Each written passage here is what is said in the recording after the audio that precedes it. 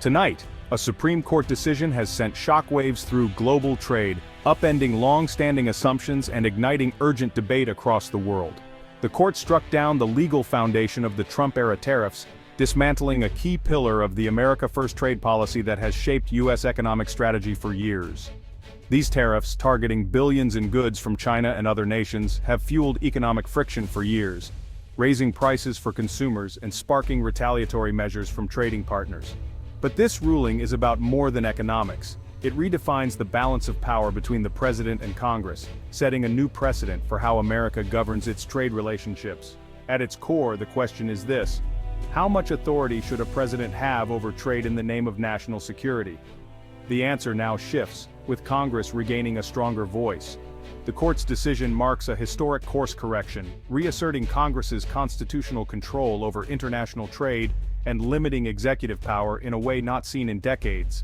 The implications are profound, affecting everything from grocery prices and the cost of everyday goods to the delicate balance of U.S.-China relations and the global supply chain. Businesses nationwide are scrambling to assess the impact, with analysts working late into the night to understand what this means for their bottom lines and future strategies. Importers and retailers see hope for lower costs and fewer barriers, anticipating relief from tariffs that have squeezed profit margins and complicated supply chains. Meanwhile, steel and aluminum industries face renewed global competition, as protective tariffs are rolled back and foreign producers re-enter the U.S. market. The ruling creates a new economic reality, with fresh winners and losers emerging as the dust settles and markets react to the news. Globally, leaders from Brussels to Tokyo are analyzing the shift in U.S. trade policy, recalibrating their own strategies and preparing for a new era of negotiation. The tariffs had strained alliances and triggered trade wars. This decision could pave the way for stronger partnerships, more cooperative agreements, and a return to multilateralism. For China, the landscape is now more predictable but not necessarily easier, as new rules and expectations take shape. Beijing must adapt to a U.S. trade policy that's less erratic but still challenging, requiring careful strategy and ongoing negotiation. The world is watching as America redefines its approach to global commerce, with ripple effects expected to reach every corner of the international economy. Tonight we break down what this historic decision means for you, the nation, and the world, exploring the opportunities, the risks, and the uncertain road ahead. Stay with us as we explore the fallout from this seismic shift, and what it could mean for the future of global trade. To truly grasp the significance of today's Supreme Court ruling, we need to revisit the origins of the policies at the heart of this legal battle. The Trump administration's trade strategy was built on two powerful decades-old laws: Section 232 of the 1962 Trade Expansion Act and Section 301 of the 1974 Trade Act, both designed to give the president and trade officials broad authority over international commerce. Section 232 allowed the president to impose tariffs on imports considered threats to national security, famously used in 2018 to tax steel and aluminum from countries around the world, including close U.S. allies. Critics argued this was protectionism disguised as national defense, claiming it hurt American manufacturers who relied on imported metals and raised costs for countless businesses.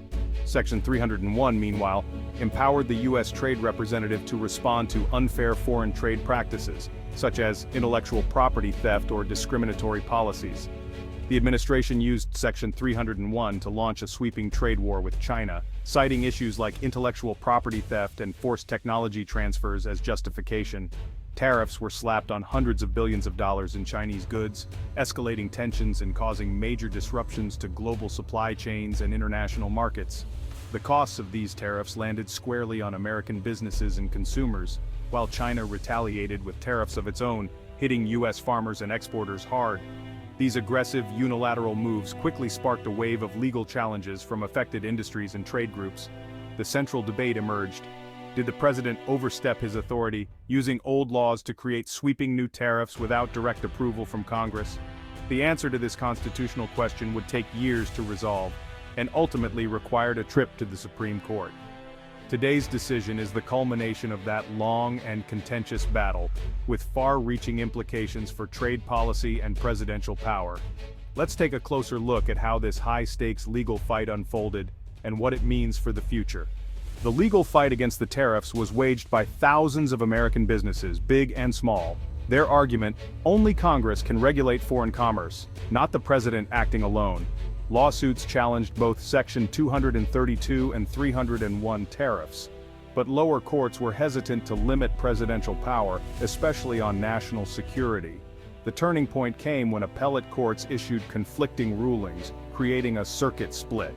A key case, American Institute for International Steel vs. United States, argued Section 232 gave the president unchecked power. This disagreement made Supreme Court review inevitable. The consolidated cases presented a fundamental constitutional question: who controls U.S. trade policy? After years of litigation and billions in tariffs, the Supreme Court agreed to decide the issue. The stage was set for a historic ruling. On September 2, 2025, the Supreme Court delivered a landmark verdict, a 6-3 decision that significantly curbed presidential power over trade policy, sending shockwaves through Washington and the global economic community. The majority, led by Chief Justice Roberts, ruled that the broad and repeated use of Section 232 and 301 tariffs by the executive branch amounted to an unconstitutional overreach of authority far beyond what Congress had intended. The court stopped short of striking down the laws themselves, but made it clear that the executive branch had stretched their meaning too far, infringing on Congress's exclusive authority to regulate trade and impose tariffs. Central to the decision was the non-delegation doctrine, the principle that Congress cannot simply hand over its legislative powers to the president without setting clear, specific limits and guidelines. The justices found that citing national security as a blanket justification for sweeping tariffs lacked a guiding principle, and risked undermining the constitutional balance of power. Dissenters, however, warned that the ruling could weaken the president's ability to respond quickly and decisively to sudden economic threats or international crises. But the majority reaffirmed that Congress, not the president, must remain the primary driver of U.S. trade policy, ensuring democratic accountability and oversight. The decision invalidates the Trump-era tariffs and forces future administrations to work directly with Congress on any major trade moves, fundamentally changing how trade policy will be shaped. The era of unilateral presidential tariffs is over, marking a new chapter in the balance of power between the branches of government. The Supreme Court's decision takes effect immediately. Customs and Border Protection has stopped collecting Section 232 and 301 tariffs. Importers no longer face extra taxes on steel, aluminum, or a wide range of Chinese goods. The ruling opens the door for companies to seek refunds on tariffs paid since 2018, potentially hundreds of billions of dollars. The business community is split. Retailers and manufacturers celebrate, while steel and aluminum producers brace for renewed competition. The United Steelworkers Union warns of job losses and calls for new protections. The market is in flux, with some sectors cheering and others facing tough adjustments. The next chapter: how Congress and the administration respond. The Supreme Court's decision reshapes the U.S. economy, creating clear winners and losers. Winners: importers, retailers, automakers, and tech companies, now free from tariff costs with room to lower prices or invest. Consumers should see lower prices on everyday goods from electronics to clothing as tariffs disappear, but the change isn't instant. Price drops will take time to reach store shelves. Losers: U.S. steel and aluminum producers who lose protection from cheaper foreign imports and may face job cuts. American farmers hurt by China's retaliatory tariffs hope for relief, but rebuilding lost markets won't be easy. The agricultural trade relationship with China remains fragile. Some farmers worry China has found new suppliers and may not return. The new trade landscape brings opportunity for some, uncertainty for others. The effects will ripple across the country for years to come. The ruling's impact stretches worldwide. For China, losing the tariffs is a win. Its manufacturers regain access to the U.S. market. But a more predictable, multilateral U.S. trade policy could unite allies against unfair Chinese practices. U.S. allies in Europe, Canada, and Japan welcome the end of tariffs that strained relations. The decision signals a return to rules-based trade and strengthens international partnerships. The World Trade Organization, sidelined in recent years, may regain influence as the U.S. re-engages. The ruling encourages global cooperation and stability in trade. The world is watching how America leads in this new era.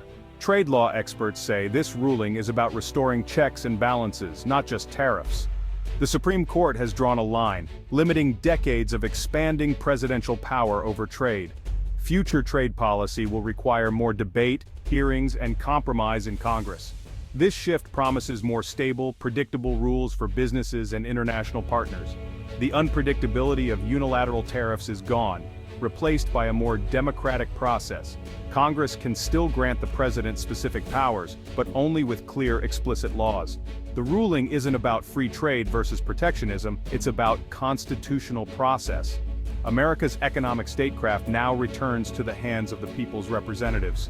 The precedent is set for a new era of collaborative trade policy. The Supreme Court's decision closes a contentious chapter in U.S. trade history and opens a new one. The Biden administration and Congress must now manage the transition, refunding tariffs and supporting industries facing new competition. The ruling demands a new bipartisan consensus on trade. The debate over how to engage with China and support American workers now returns to Congress. America's role in the world is being redefined. Will it turn inward or lead with renewed confidence and cooperation? The decision offers a chance to repair alliances and build a more rules-based international system. The choices made now will shape global relations for a generation. This story is a testament to the resilience of American checks and balances. The debate shifts from the courtroom to the public square. The future of American trade is a story we'll all help write.